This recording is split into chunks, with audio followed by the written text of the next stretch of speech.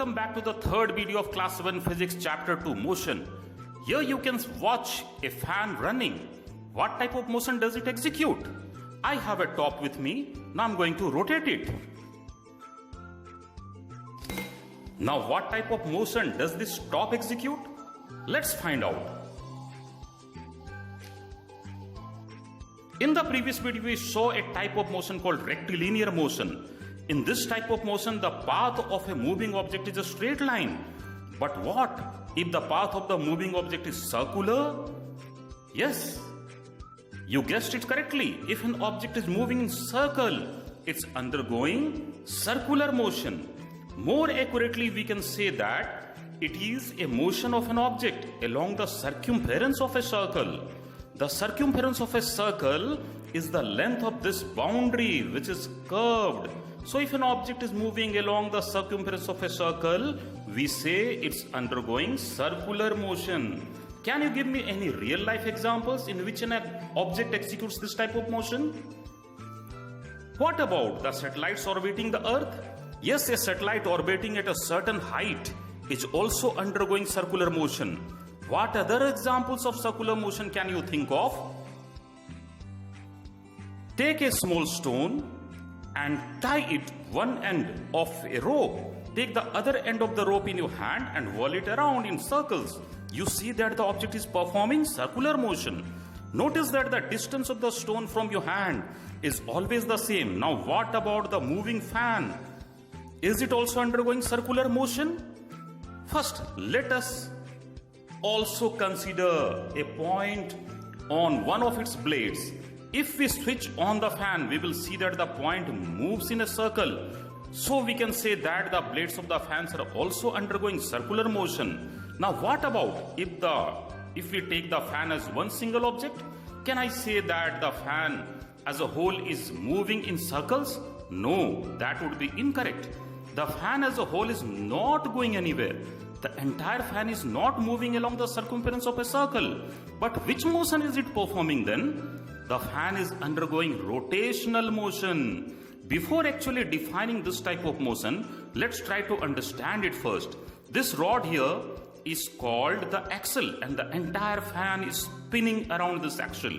Or you can also say that the entire fan is spinning around this fixed line. This type of motion is what we call rotational motion. Now we'll define it in simple words. A body is said to be performing rotational motion if it's spinning around some fixed line, and the fixed line is also called the axis of rotation. What other examples of rotational motion can you think of? What about the rotating wheel? We use the word rotating because it's performing rotational motion. What is the axis of rotation in this case? Yes, it lies on the axle of the wheel. So wheel is also undergoing rotational motion about its fixed line. Other examples of this type of motion can be the earth is spinning around its axis and a spinning top. But wait a moment. Let's go back to our example we discussed earlier. When this object was whirled around in a circle, we said that it was performing circular motion. But here, if we take this line as the axis of rotation, then we can also say that the object is performing rotational motion around this fixed line. So what is the motion of this object? Circular or rotational? What exactly is the difference between the rotational and the circular motion? In all the examples of rotational motion, we saw that the axis of rotation is a part of the object, is going through the object. But in this case, the axis of rotation is not passing through the object. It's totally separate from the object. Hence, we don't call this motion as rotational motion. This is circular motion and not rotational. So this is the difference between circular and rotational motion. If a body moves along the circumference of a circle, we say that it is performing circular motion. And if the body is spinning around the fixed line called the axis of rotation, then the axis of rotation should pass through the body. Then we call that it's undergoing rotational motion. And remember, circular motion is a translatory motion, whereas rotational is not.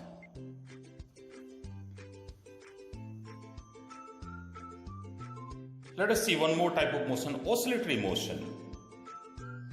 When an object as a whole moves to and fro about its mean position, it is said to be in oscillatory motion. You must have played on swings. A swing moves from one extreme position to another and back again. It takes the same time for every such complete swing. One complete swing is called an oscillation. And such a back and forth repetitive motion is called oscillatory motion. Or the movements of the bird's wings is also an example of oscillatory motion. What about the strings of the guitar on being plucked? They execute vibratory motion. If the whole body does not move to and fro as a single unit, but some of its parts oscillate about its mean position, it is known as vibratory motion. It is also an effect of oscillatory motion. Watch this ruler being plucked, or this tuning fork being struck. They both execute vibratory motion.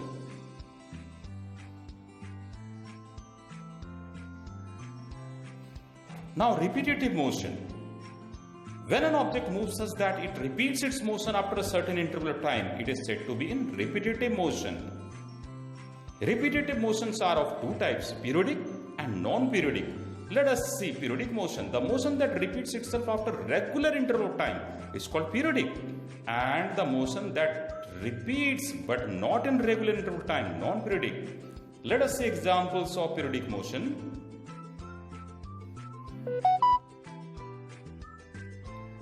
The moon rotating around the earth. Yes, this motion is periodic because the moon takes a fixed interval of time to repeat this process. Or the hands of the wall clock moving. Yes, it is a periodic motion because here also it takes a regular interval of time to repeat itself. What about the beating heart? Yes, it's also a periodic motion because here also it repeats itself at regular interval of time. And what about this to and fro motion of the swing? Yes, this can also be told as a repetitive motion because it's repeating at regular interval of time. Now let us see some examples of non-periodic motion.